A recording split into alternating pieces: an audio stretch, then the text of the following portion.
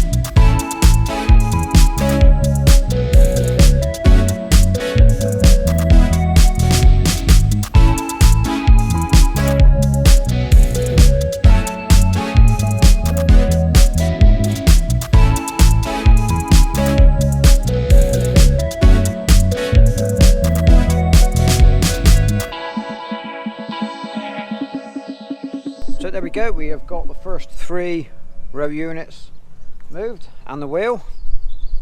We've actually just decided what we need to do is to swap the wheels end for end, because the bracket supporting the bearing, the end row unit is going to be driven from about here somewhere, and it's just too much of a gap to leave the bearing here. So what we're going to do is swap the wheels end for end, that will then bring the overhang of the unsupported drive shaft much closer, which is how it is actually on the other drill. The wheels will be the other way with the support bracket outside, and then the final final pulley for the end row will be kind of here somewhere, and it'll be just much less overhang. So we'll do that, and yeah, it's going quite well. So we're getting there. We're getting there.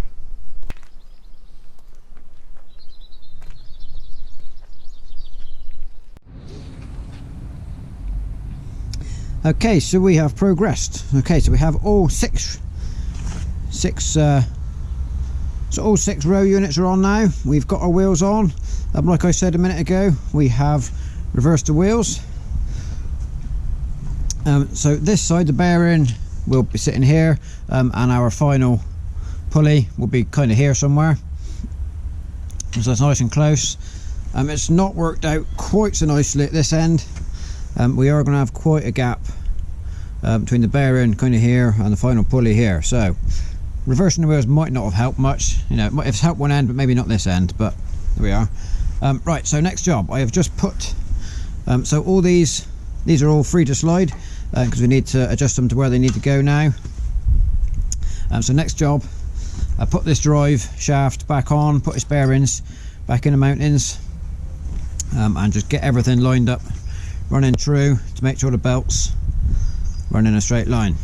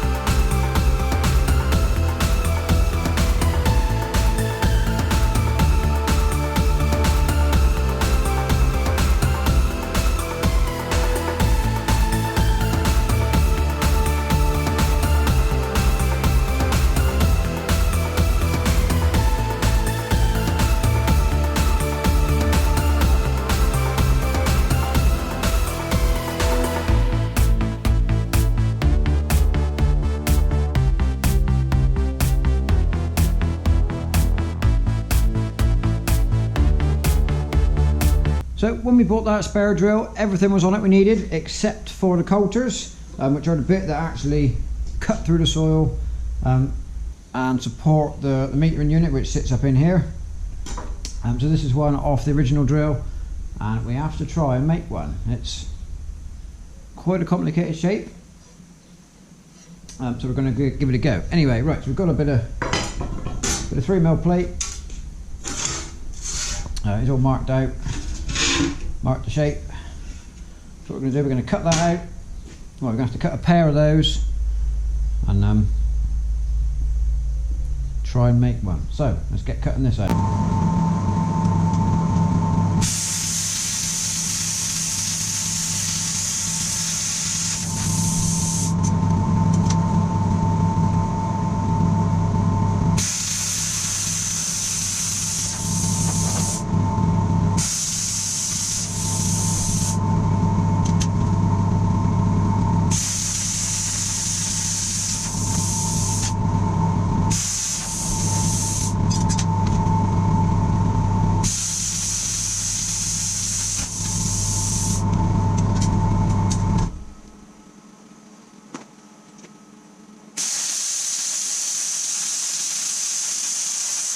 Okay, so here's our basic shape cut out.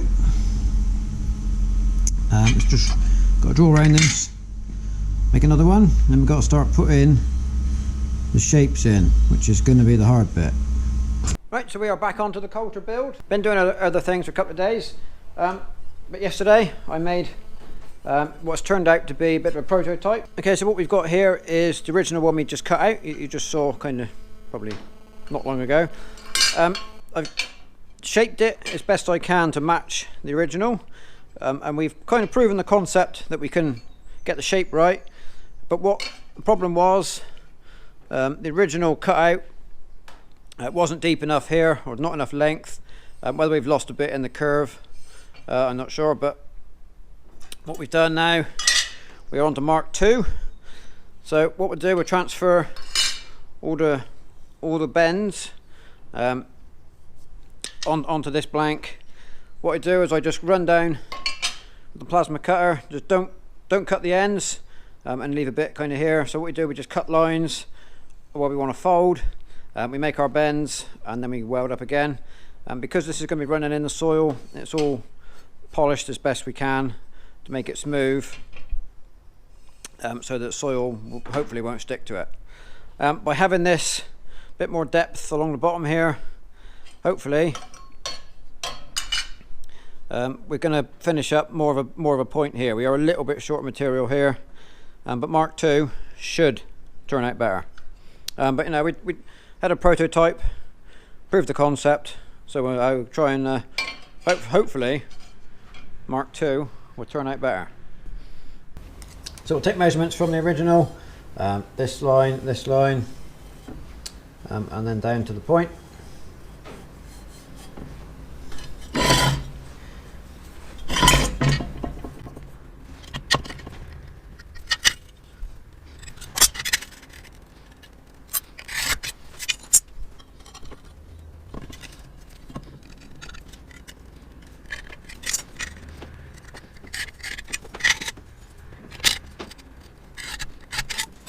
Okay, so if I just catch that in the light, you might just see the line. So what we're going to do, we're going to leave a little bit on each edge, cut the center out, just put a line down the center and cut all the way to the end on this one. And yesterday on the prototype, I cut right the way across here. I think what I'm going to do is I'm going to cut halfway, leave kind of a 1/4 inch, go on again, and then leave the end. Because we did get a little bit of distortion here as it bent, so hopefully by leaving a little bit in the middle we can get a better line to match along here that we need to.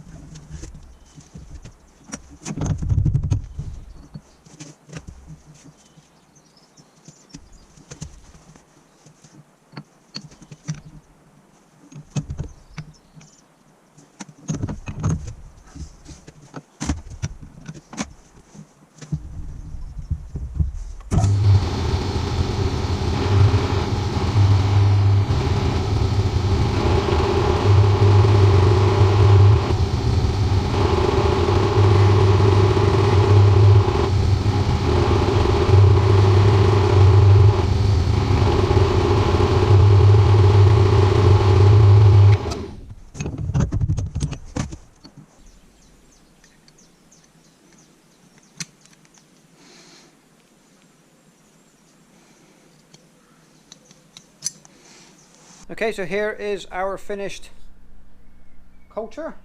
Kind of look a bit like it's supposed to.